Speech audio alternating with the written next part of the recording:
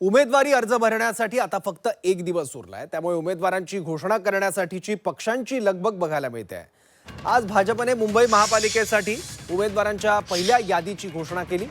या यादीतल्या काही नावांमुळे पुन्हा एकदा मराठी अमराठी वादाला फोडणी देण्याचा प्रयत्न विरोधकांनी केलाय, कारण भाजपच्या या उमेदवारांच्या यादीमध्ये अमराठी उमेदवारांची नावं सुद्धा होती. एकूण 17 अमराठी उमेदवारांना भाजपने उमेदवारी जाहीर केलेली आहे आणि याच गोष्टीवर विरोधकांनी बोट ठेवलंय.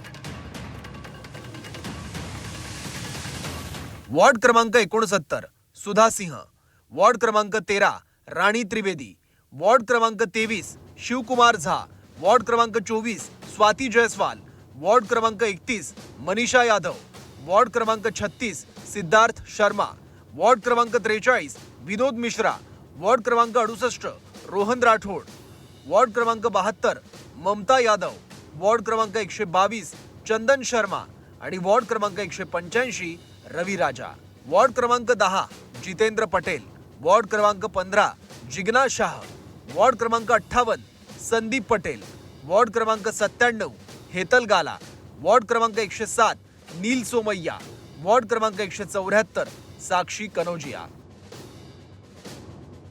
20 उमेदवार अमराठी आहेत.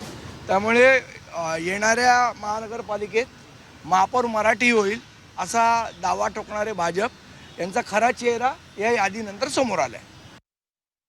भारतीय जनता पार्टीने आज जी उमेदवारांची यादी घोषित केली आहे, ती यादी बघितली तर आपल्या असं लक्षात येईल की भारतीय जनता पार्टीला कुणाला तरी अमराठी माणसाला मुंबईचा उमेदवार म्हणून महापौर बनवायचं आहे.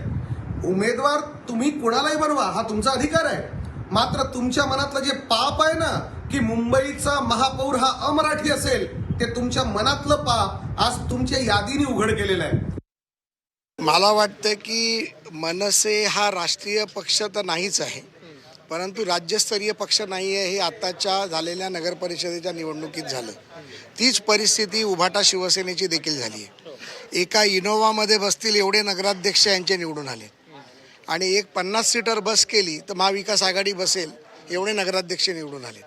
त्यामुळे या लोकांनी राष्ट्रीय पक्षावर बोलावं हे मला वाटतं योग्य नाही.